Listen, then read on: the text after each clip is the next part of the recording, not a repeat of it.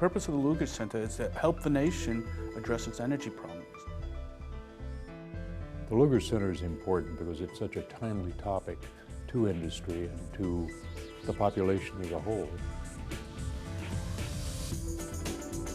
Civilization and science are really having to rely on each other to not only protect the environment, but to increase our technology. These are problems that are going to be wrestled with here at this great center at IUPUI.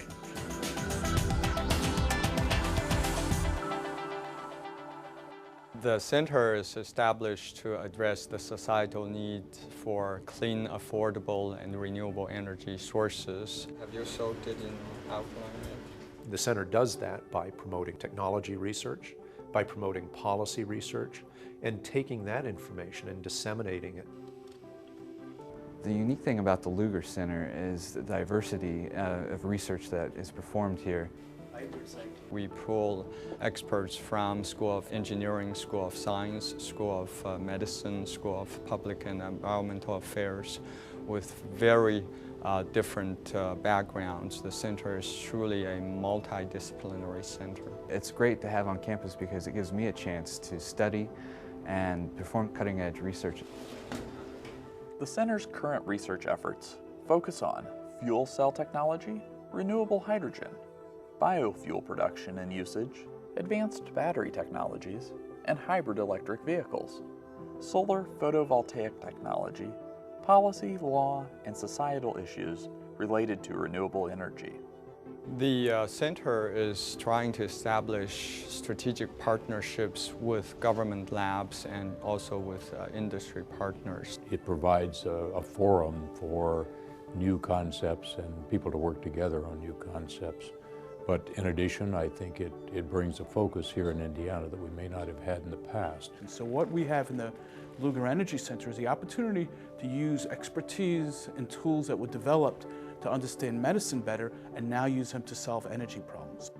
It's actually quite exciting here to take those same tools developed for those processes and use them to try now understand a very different problem, that of how can we generate renewable energy sources. There can only be one mission. It's research to develop new technology. Okay. The desired outcome of the center would be to develop new products that eventually can go into the market, can benefit the society overall, and can bring sustainable energy sources to the society. With that type of focus, I think we can really accomplish something in the renewable area. And the Lugar Energy Center is an excellent place to start looking at the technologies that will help us meet our future needs.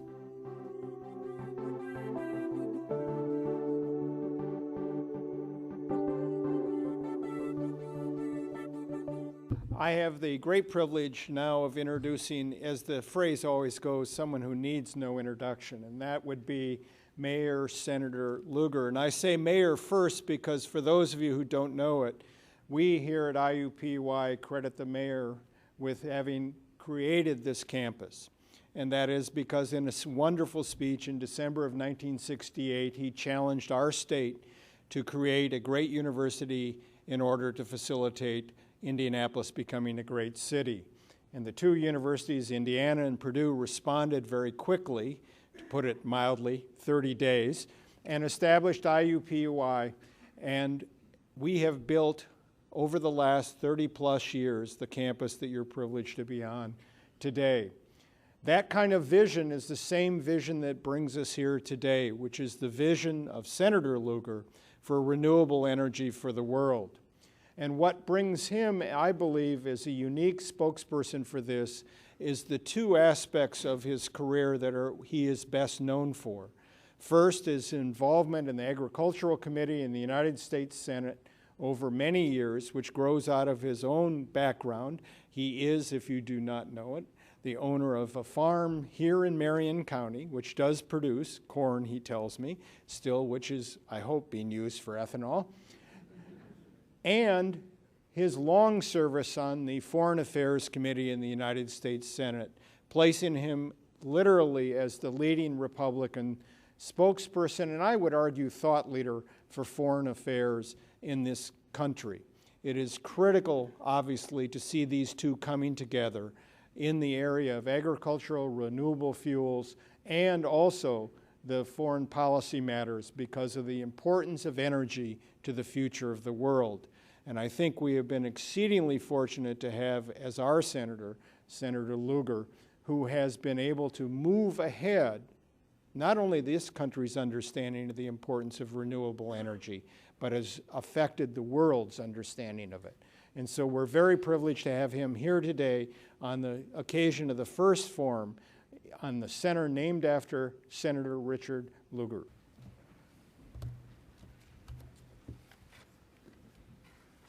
I'm deeply grateful to Chancellor Bance for a very thoughtful, generous historical introduction, and to IUPUI for this invitation to speak. I'm genuinely enthused to be here today with good friends to celebrate the work of IUPUI's Lugar Center for Renewable Energy. And I'm proud to be associated with IUPUI and all who have worked so hard to bring the Lugar Center to productive fruition. I received an impressive tour of the center yesterday from Director Andrew Hsu, who gave me new insights into the breadth and depth of research and the collegial interaction being facilitated by this remarkable enterprise. Already, faculty and student researchers affiliated with the center are accomplishing world-class research in areas such as fuel cells, biofuels, batteries, solar energy. One of the guiding principles of their work is to develop technologies that will be capable of widespread usage. American consumers and industries demand energy that is reliable, safe, and cost-effective. No new technology will be successful without meeting those basic criteria. An energy revolution is occurring that will transform the world economy, and Indiana can be at the center of it. Throughout Indiana, we have groundbreaking researchers at our universities, and we have a history of innovation in automobiles and manufacturing. In October 2006, I traveled across Indiana in a flex fuel car utilizing E85 ethanol. On that trip, I visited with many entrepreneurial Hoosiers doing exciting research and production in new energy technologies. It is thus fortuitous that the Lugar Center for Renewable Energy is based right here at the crossroads of it all in Indiana and Indianapolis. In bringing us together today, Krieg DeVault and the Lugar Center are convening interested parties from across our state for this new Indiana Renewable Energy Forum series. And I hope that many of you here today will find new allies who share a desire to contribute to a more energy-secure future. In a recent piece in Financial Times, the eminent columnist Martin Wolf wrote, and I quote, "Neoclassical economics analyzed economic growth in terms of capital, labor, and technical progress. But now I think it is more enlightening to view the fundamental drivers as energy and ideas," end of quote. He continued in a second column, quote, "We live in a positive-sum world economy, an astonishing story with hugely desirable consequences. Clever use of commercial energy has immeasurably increased the range of goods and services available," end of quote. Now, if Wolf is correct, and I believe that he is, the Lugar Center and others who are seeking advances in energy are at the absolute core of our economic future. The current and future dilemma is clear. Fossil fuel reserves may be more rapidly depleted by dramatic increases in energy consumption and mismanagement or misallocation by state-run industries.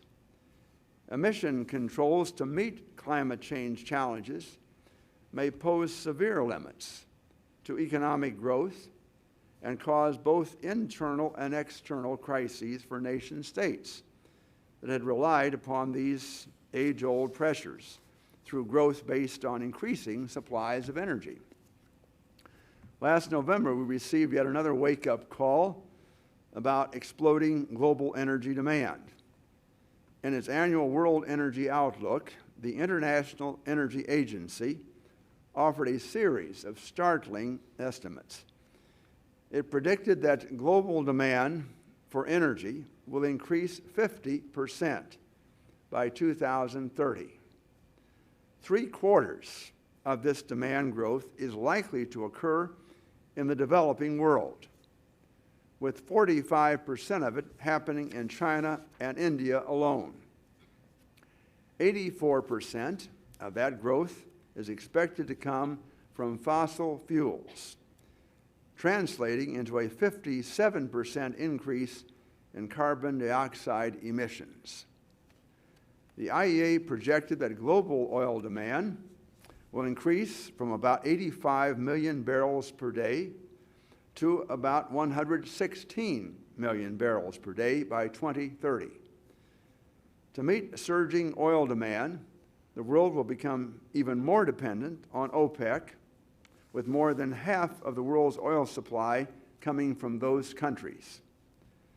Meanwhile, as oil prices have hit $100 per barrel this week, the income of oil exporting nations is soaring.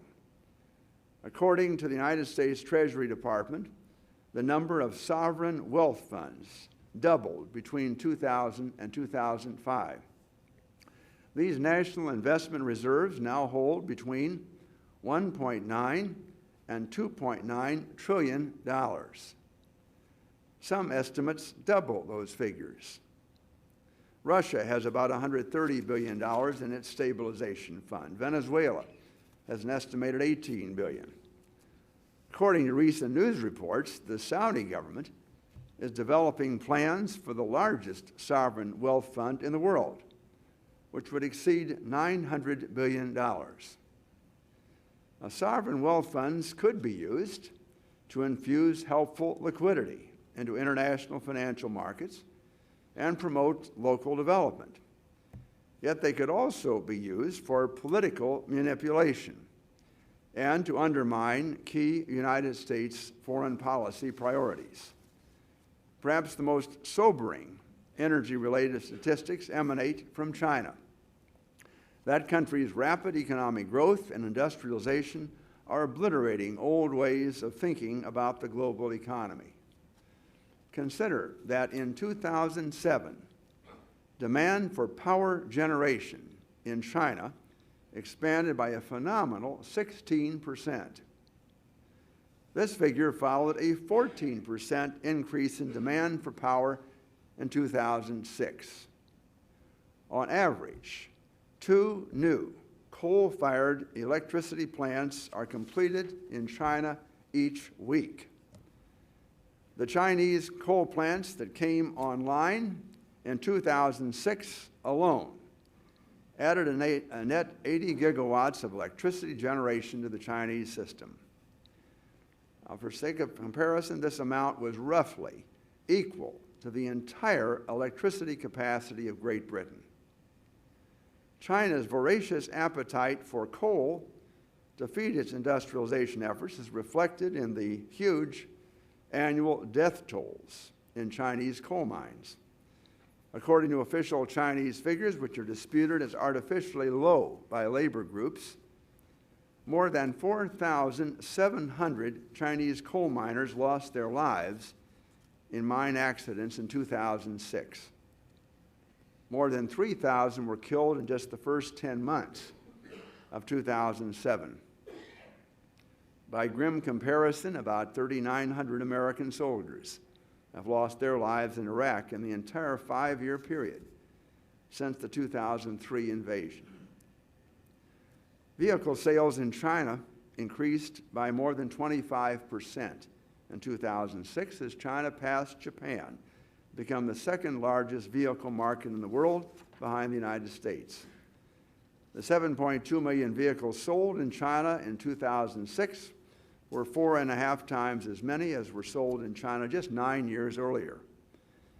The resulting demand for transportation fuels has focused the Chinese government on a global search for renewable and reliable oil supplies that pay little attention to the external behavior or internal human rights records of potential suppliers.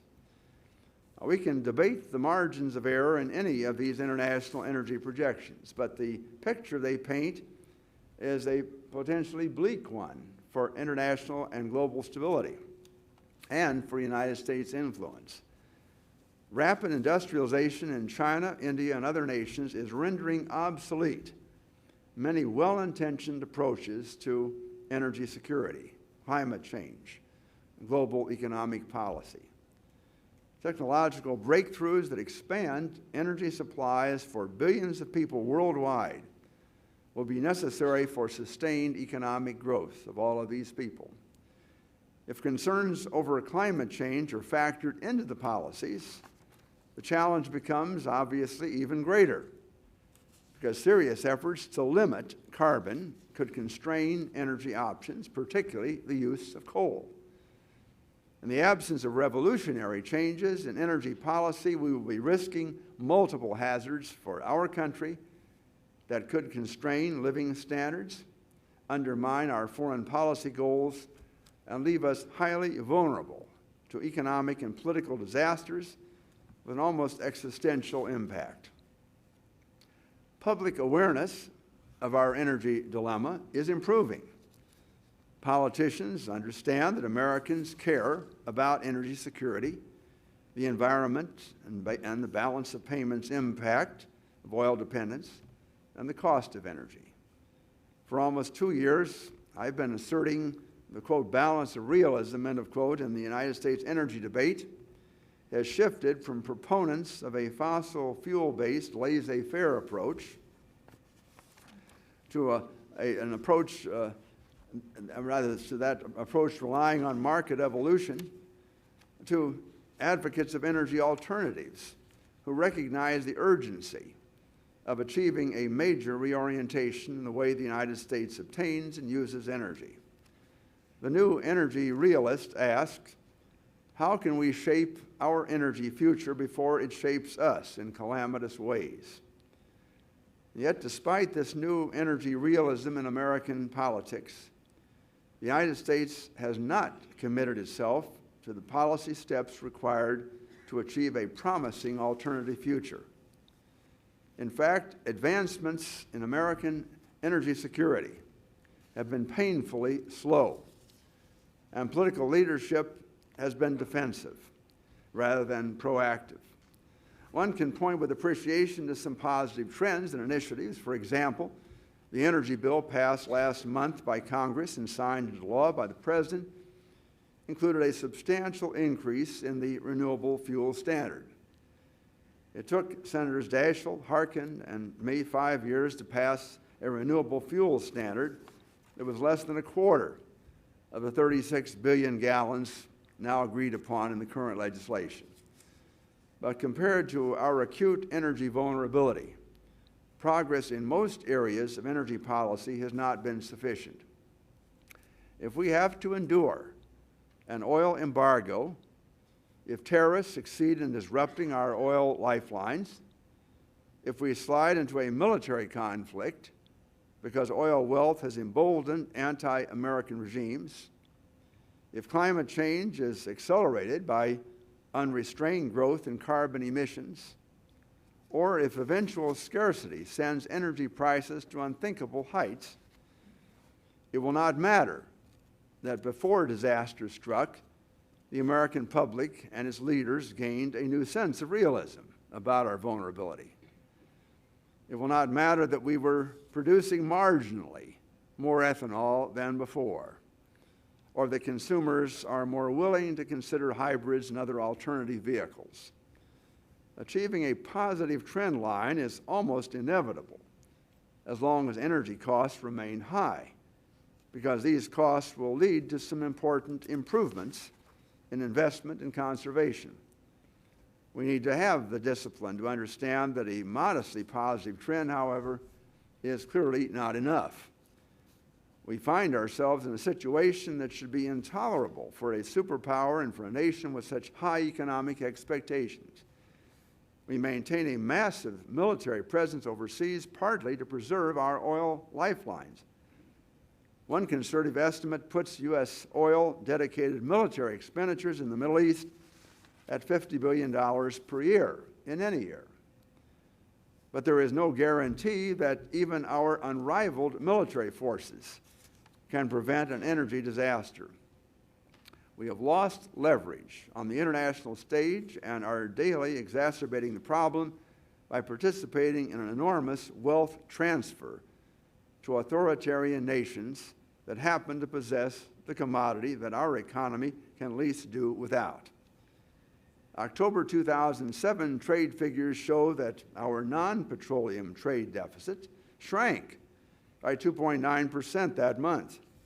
But because of our oil import bill, the overall U.S. trade deficit rose 1.2% to $57.8 billion in that month. Our energy vulnerability is intensified by the increasing percentage of U.S. public debt, now 44%, held by foreign entities, and the dimming luster of the dollar. A very significant recession could be triggered by economic or geopolitical factors over which we have little control. Now, I do not believe these challenges are insurmountable, but it's unlikely that we can address them without the prevailing political mindset, or within that political mindset, that has proven to be incapable of more than incremental action on energy security. Today, as we contemplate the outcome of yesterday's Iowa caucuses and anticipate next Tuesday's New Hampshire primary elections, I would state unequivocally that energy security and the economic and environmental issues closely associated with it should be the most important topics of the 2008 presidential election. And I say this deliberately, notwithstanding the existence of extremely important immediate concerns, such as the war in Iraq, performance of the American economy, as well as persistent public policy struggles that have confronted us for decades, such as deficit reduction, health care, Social Security reform. I say this even in the context of my own long-standing evangelism related to non-proliferation and arms reduction, which I believe have not diminished in importance. But three factors lead me to the conclusion that energy is the most vital topic of this presidential election.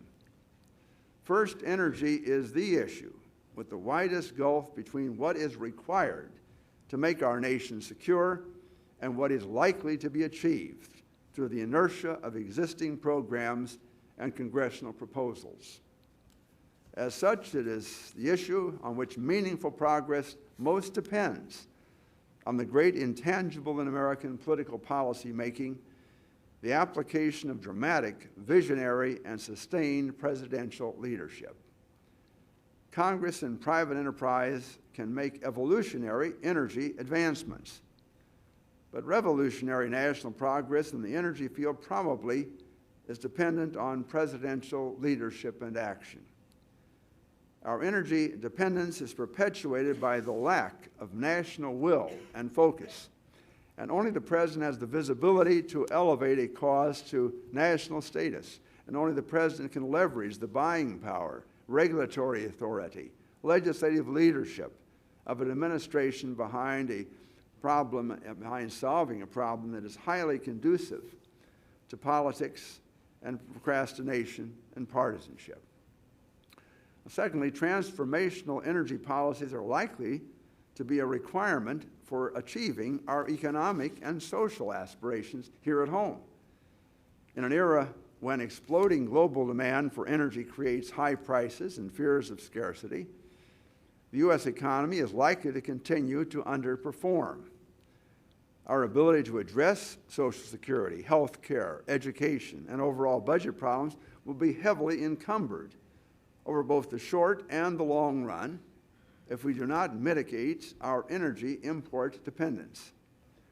Almost any scenario for recession will be deepened by high energy costs. Moreover, many of the most severe recession scenarios involve sustained energy disruptions due to terrorism, war, embargo, or natural disaster. Third, energy is the underlying condition that exacerbates almost every major foreign policy issue. We pressure Sudan to stop genocide in Darfur, but we find that the Sudanese government is insulated by oil revenue and oil supply relationships with China. We pressure Iran to stop its uranium enrichment activities, yet key nations are hesitant to endanger their access to Iran's oil and natural gas. We try to foster global respect for civil society and human rights, yet oil revenues flowing to authoritarian governments are often diverted to corrupt or repressive purposes. We fight terrorism, yet some of the hundreds of billions of dollars we spend each year on oil imports are diverted to terrorists. We give foreign assistance to lift people out of poverty, yet energy-poor countries are further impoverished by the expensive energy import bills. We seek options that would allow for military disengagement in Iraq and the wider Middle East, and yet our way of life depends on a steady stream of oil from that region. American national security will be at risk as long as we are heavily dependent on imported energy. A vigorous energy diplomacy of the type that only a committed president can ensure is required around the world. Even as we seek to reduce our foreign oil dependence, the United States will remain part of the global security system, and our foreign policy priorities will be affected by the production and consumption decisions of other nations. A top priority in our relations with China and India should be helping them to avoid replicating United States dependence on oil and coal and guiding them to cleaner power generation technologies. Countries from Indonesia to China to Chile are considering new nuclear power programs, creating risks for proliferation of enrichment technology. Management of energy relations with Russia will remain difficult for our NATO allies, and any strategy for resolving the situation in Iraq and Iran must include a plan for stability of Persian Gulf oil supplies. But making progress in Central Asia and the Caucasus is another case in point. Recently, President Putin of Russia sought to secure agreements with Kazakhstan and Turkmenistan to ship their energy north through Russia, rather than through the alternative routes that would not be dominated by the Kremlin. Next week, I plan to travel to that region, to Kazakhstan and Turkmenistan, to demonstrate American interests in strengthening relations with those countries. An east-west energy corridor would help reduce Russia's stranglehold on gas shipments to Europe. Diplomatic support for the Baku, Tbilisi, Ceyhan, and the South Caucasus pipelines that have led development of the corridor was a bold initiative with tremendous strategic importance.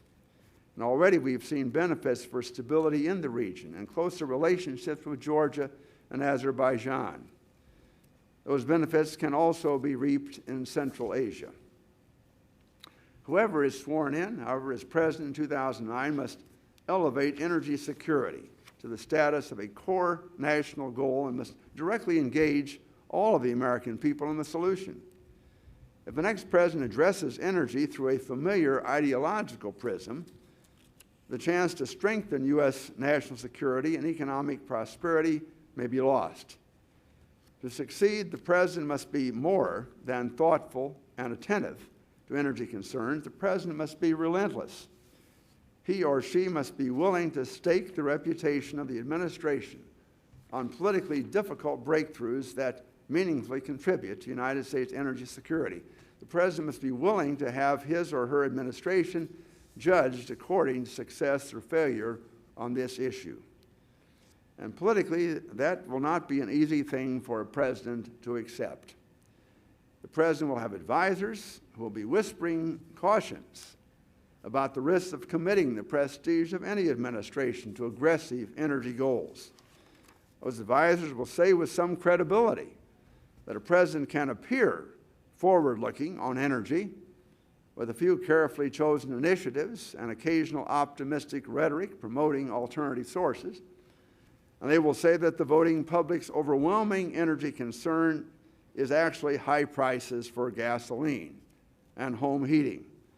And as long as the president appears attentive to those concerns, they can cover their political bases without asking for sacrifices or risking the possible failure of a more controversial energy policy. They will point out that the core constituency of their party will have expectations on energy policy that would rule out entire categories of action. But the next president must reject this type of politically defensive posture. The president must be willing to operate outside the energy policy orthodoxy of his or her party. The president must avoid the temptation to subordinate a genuine energy program to popular gestures, like cutting gasoline taxes or using the Strategic Petroleum Reserve to temporarily lower the price of gasoline. He or she must be willing to reject subservience to the major energy and environmental lobbying groups without denying the contributions that each of these groups can make to the dialogue. Despite auspicious words, Democratic and Republican presidential candidates are at risk of locking themselves into policies from the playbooks of their respective parties. Although there have been some exceptions, the major candidates have split along party lines on most energy issues. A report by Edmund Andrews in the New York Times recently observed, quote, on oil, the parties fall into two camps: use less or find more. The Republican candidates generally reject government market intervention and favor increased oil drilling. They point out that government regulation and mandates run counter to the entrepreneurial forces of our market system. Yet a laissez-faire approach is insufficient for bringing innovation, trial production runs, dramatic volumes of production quickly enough to meet looming energy challenges. It also fails to recognize that global energy markets are not free. According to PFC Energy, about 79% of the world's oil supply is controlled by state-run oil companies. Domestically, new energy technologies face hurdles well beyond price. Our nation's infrastructure has been built around the premise of cheap and accessible oil, a premise that can no longer be valid. Aside from the rare E85 pump, and we celebrated yesterday the 97th such pump in Indiana, Americans are not free to choose fuels other than those based on petroleum. Likewise, markets have failed to internalize the costs of climate change, a huge challenge.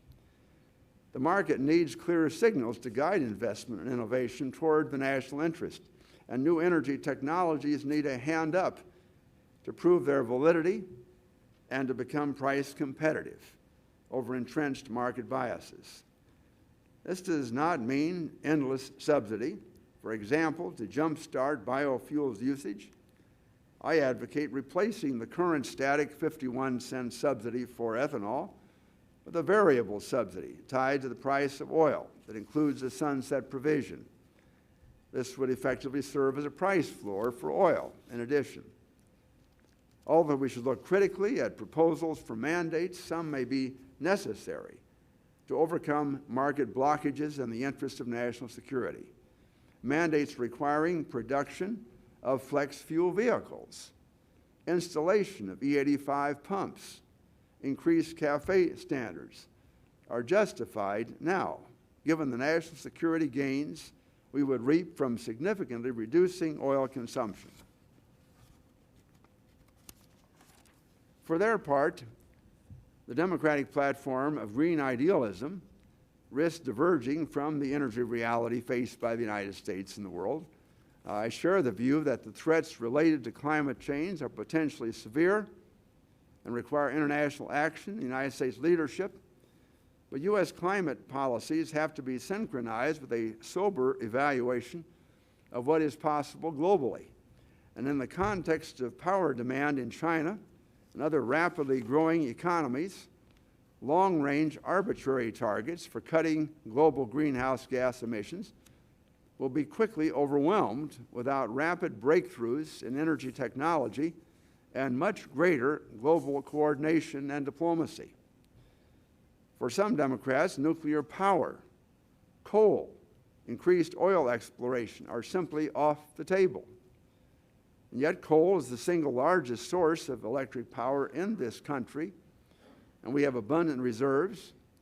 Instead of aggressively pursuing technologies to capture and store or use greenhouse gases, some green idealists would have us stop using coal altogether. Domestic oil exploration will not solve our energy import dependence, but the extraordinary vulnerability of the United States to the machinations of unfriendly oil-rich nations necessitates that we attempt to maintain our domestic supplies through continued exploration. Reticence toward nuclear power is equally problematic in a world of rapidly expanding carbon emissions. Continued progress on safety and waste issues is necessary, yet nuclear power offers an abundant alternative to carbon-intensive fuels. A credible energy security agenda demands that we break free from partisan divisions, and this will require tremendous leadership from the President, who must speak plainly to the American people and to special interests. It also requires dogged devotion to solving specific energy deficiencies. A broad, unfocused campaign to achieve an ill-defined state of so-called energy independence almost guarantees that no objective will receive the resources and attention necessary to overcome technological obstacles and societal inertia. I believe the next president should communicate in the early days of his or her administration that the federal government will use every power to make competitively priced biofuels available to every motorist in America. Such an accomplishment would transform our transportation sector and cut our oil import bill. It would require multiple elements, including ensuring that virtually every new car sold in America is a flexible fuel vehicle capable of running on E85, that at least a quarter of American filling stations have an E85 pump, and that ethanol production is rapidly expanded, especially ethanol from biomass. None of these goals are easy to meet, but none are impossible if the weight of the federal government and high-profile presidential advocacy are devoted to their realization. Brazil already has achieved the large-scale deployment of ethanol as a national transportation fuel, and its success is a source of public pride in that country. Lugar Center faculty are working on the transportation fuels problem by studying ways to manipulate the carbon chains in biofuels production so that instead of making ethanol from biomass, a gasoline equivalent could be produced. If successful, this could help mediate current infrastructure problems associated with the ethanol being corrosive and hydrophilic. It would also save energy by eliminating the need for the energy-intensive distillation process. The next president also must ensure that improvements in gasoline and diesel mileage are not limited to the higher CAFE standards in the energy bill just signed by President Bush. The federal government has numerous tools to improve the mileage of United States vehicles, from direct federal support for research to government fleet purchasing to market regulations and incentives. And given that other developed nations have made great strides in improving fuel economy, this is fertile ground for rapid improvement. In fact, achievements on this front largely would be a matter of generating and sustaining political will. Incredibly, cars in America today get less mileage per gallon than they did 20 years ago. Meanwhile, hybrids, plug-in hybrids, fully electric cars are at or nearly at commercialization. Yet there is not enough incentive for consumers to buy them or producers to make them on the mass scale necessary. The successful commercialization of a plug-in hybrid vehicle could make the 35-mile-per-hour goal in the new energy bill look archaic. The Lugar Center is joining with the Indiana State Energy Office and Indianapolis Power and Light to develop plug-in hybrid vehicles. I am told that 2 Toyota Priuses will be converted into plug-in hybrids soon, and that Hoosiers will see them moving around Indianapolis. It was even suggested one might be parked on Monument Circle. Aside from the importance of this program for research, it is also very important for public education. The public needs to see that forward-looking options like the plug-in hybrid are more than experimental. They need to see that they offer real-life solutions. The next president also must begin a national dialogue on nuclear power that grapples with public concerns over safety and waste disposal, and reaches decisions about whether the federal government will encourage the construction of new facilities through liability protection, and loan guarantees. But after the dialogue, the necessary facilities must be built. Similarly, the President must initiate a plan on how we will use America's vast coal resources. The United States must accelerate work on technologies to capture and store carbon that can be employed both in this country and abroad. The President must devote personal attention to ensuring that vital research and demonstration projects are not encumbered by bureaucratic inertia, red tape, or political resistance. During the last several years, for example, we experienced exasperating delays in the groundbreaking for the first commercial-scale cellulosic ethanol plant, as investors waited for the federal government to establish the regulations and application procedures for a loan guarantee program. The program was meant to jumpstart the commercialization of cellulosic ethanol, a key goal of President Bush and Congress. But despite the urgency of this mission, the Energy Department's glacial implementation of the program frustrated potential investors and those of us who are urging the transition to gasoline alternatives.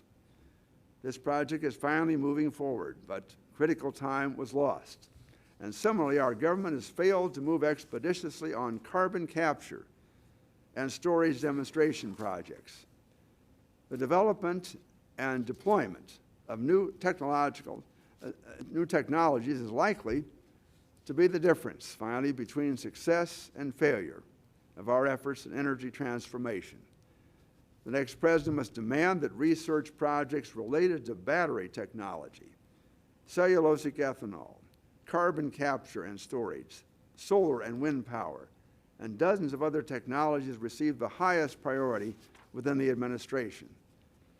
And we must be very clear that energy security is a political problem. The United States has the financial resources, the scientific prowess, the productive land, the industrial infrastructure to address our energy vulnerability. The question is whether we will heed abundant warning signs and signals and apply the political will to deal with this problem in the present, rather than suffering grave consequences in the future. Meeting this challenge will be the defining test of leadership for the next president, and it will depend upon Americans, like the scholars, administrators, and practitioners here at the Lugar Center, who have dedicated themselves to developing energy advancements that can help transform the energy equation. I am certainly heartened by the devotion and optimism implicit in the work that I've witnessed at the Lugar Center. I look forward to supporting its efforts as it brings together people across industry, academia, civil society, and governments to find solutions that will help propel Indiana and our entire nation toward a more secure energy future. God bless the Center and each of us as Americans. I thank you very much.